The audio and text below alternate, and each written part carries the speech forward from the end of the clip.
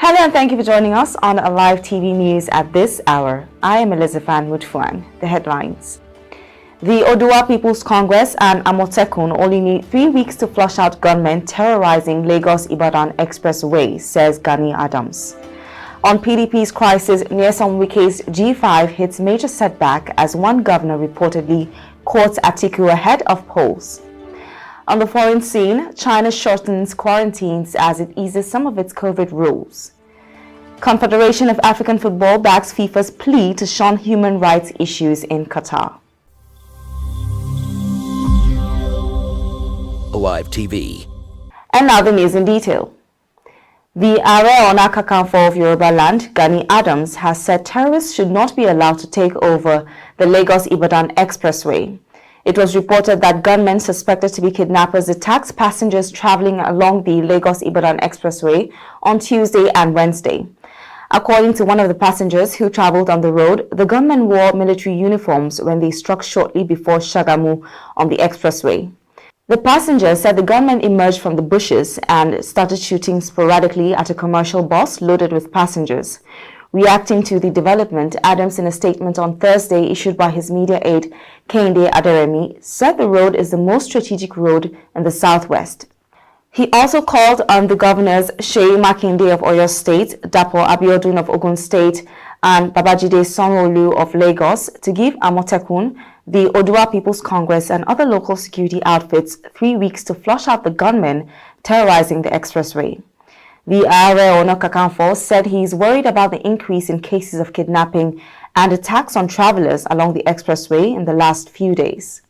Some aggrieved executive members of the Ebonyi State chapter of the Labour Party have dumped the party for the New Nigeria People's Party.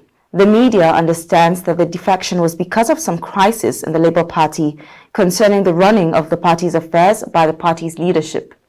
Among the 14 that were said to have decamped from the Labour Party were the State Secretary of the party, the Youth and Women Leader, and other executive members.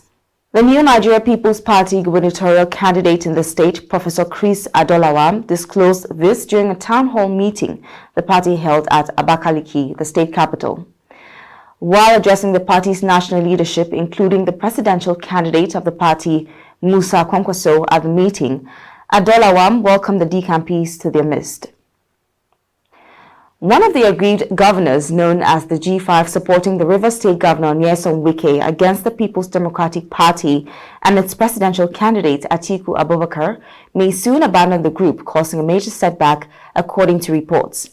Recall Governor Wike, together with Governors Seyi Makinde of Oyo, Okezie Ikpeazu of Abia State, Ifeanyi Ugwuanyi of Enugu State, and Samuel Ortom of Benue, generally referred to as the G5 governors of the PDP, pulled out of the PDP presidential campaign.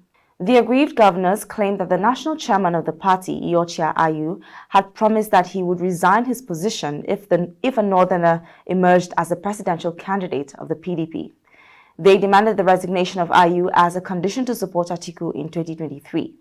But new reports emerging have shown that Governor Ikpeazu may become the first among the aggrieved southern governors to abandon the G5 following Thursday's visit of the Abia PDP delegation to Atiku in Abuja. According to sources close to Ikpeazu quoted by the media, the Abia governor, due to his senatorial bid, reassessed his membership of the G5, arriving at a conclusion that continuing may cost him the ticket.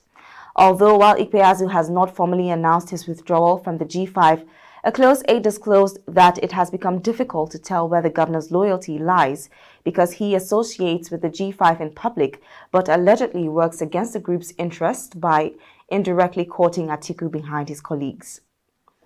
On the foreign scene, China earlier today eased some of its COVID-19 curbs, including shortening by 2 days quarantine times for close contacts of cases and for inbound travelers, and scraping a penalty on airlines that bring in infected passengers. The new rules were among the 20 measures examined at the first meeting of the new top leadership body of the ruling Communist Party on Thursday, amidst a new push to optimize and improve COVID control policies. Under the new rules, quarantine for close contacts will be cut to 5 days at a centralized location plus 3 days at home, from 7 days centralized and 3 days at home.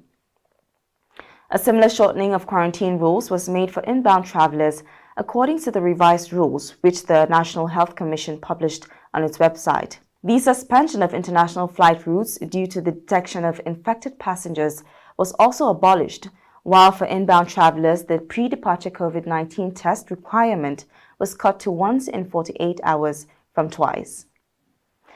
In sports news, the Confederation of African Football has backed FIFA's plea to disregard off-the-field concerns about the World Cup tournament in Qatar.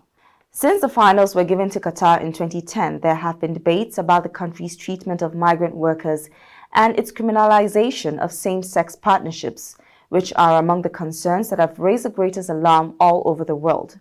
FIFA President Gianni Infantino urged the 32 participating countries association heads in a letter last week not to allow football to be dragged into every ideological or political battle that exists. In a joint letter released on Sunday, 10 member associations, including the Football Association and Football Association of Wales, who are a part of a UEFA working group on Qatar, said they will keep pressing FIFA to establish a center for migrant workers and a compensation fund. And with that, we've come to the end of the news at this hour. But before we go, here's a recap of the headlines. The Oodua People's Congress and Amotekun only need 3 weeks to flush out gunmen terrorizing Lagos-Ibadan Expressway, says Gani Adams. On PDP's crisis, Nyesom Wike's G5 hits major setback as one governor reportedly courts Atiku ahead of polls. On the foreign scene, China shortens quarantines as it eases some of its COVID rules. Confederation of African Football backs FIFA's plea to shun human rights issues in Qatar. Thank you for watching, and once again, I am Elizabeth Mutfran. Alive TV.